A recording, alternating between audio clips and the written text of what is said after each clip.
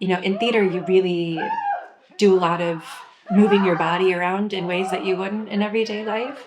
And so it was one of the places where I first became quite aware of my changing physical condition.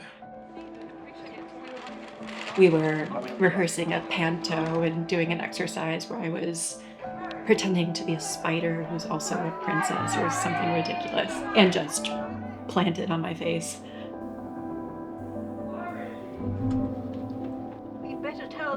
And then she emailed us to tell us that she'd, very shockingly, had a diagnosis of motor neuron disease at the age of 33. Then in the next sentence she said she really wanted to be in a play. So I think we met with her for a coffee in the autumn. Let's go. By the end of the coffee, we'd essentially decided we were going to make a show together with her, for her. We set up Oxford People's Theatre in 2022 because we saw a need, and we are the only intergenerational community theatre company run by professional theatre artists in Oxford. That's right. Passing, fork, left, crossing, threading. Yeah, we talked about various plays and then landed on Metamorphoses and looked at different stories within that, and Jill identified stories that she felt really resonated with her. Our way is to tweak them and write about the people we know are performing. So all of a sudden, we had 35 people, and I don't know, I think there was something really beautiful about it just being the 35 people that showed up. We're all changing, aren't we? Some of you haven't been through puberty yet. That's a blast, I can tell you. Easy now. You're all here to help Jill. She wants answers. We may not have the answers. True, but you might help her find them all the same. No, I don't know what the answer is. Jill, would you like a cup of tea? Oh my, sorry. Tea? So very British.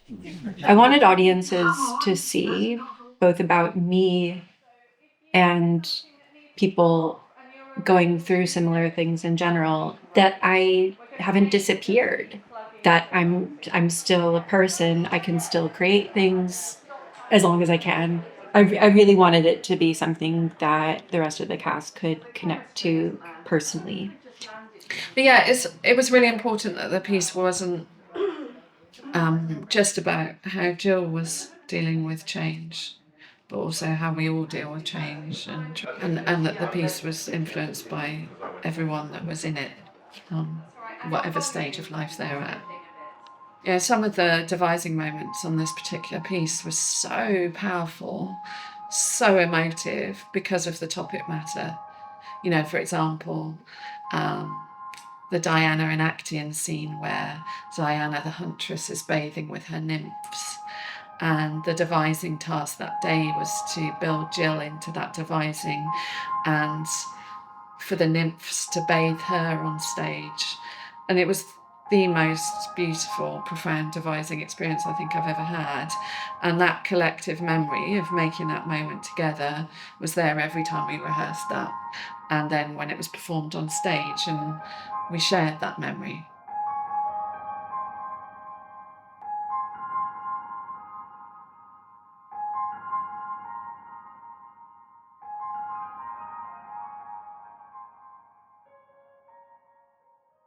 And I have been very pleasantly surprised by how much of the moments and the ideas that were powerful to me, that over the course of rehearsal you kind of just get used to. And I think in the same way, over the course of living a life, the things that seem horrifying or sad or scary or infuriating, at first you kind of get used to it, and then you just are telling the story of your experience.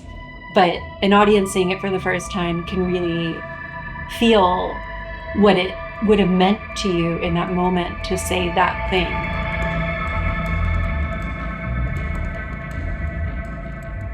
This particular diagnosis is destabilizing to anybody. For me, it happened in a country where I wasn't born. My family does not live. The friends I grew up with are a 10-hour plane ride away. And I've been here for 4 or 5 years, but that's not very long. And given that, it was quite surprising to me that I was able to become part of the community in such a complete and unreserved way. I think that must be quite rare.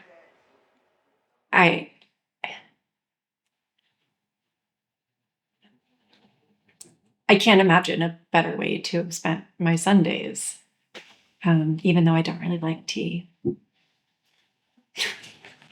Just brown leaf water. That's it. Don't tell the audience. I like my coffee.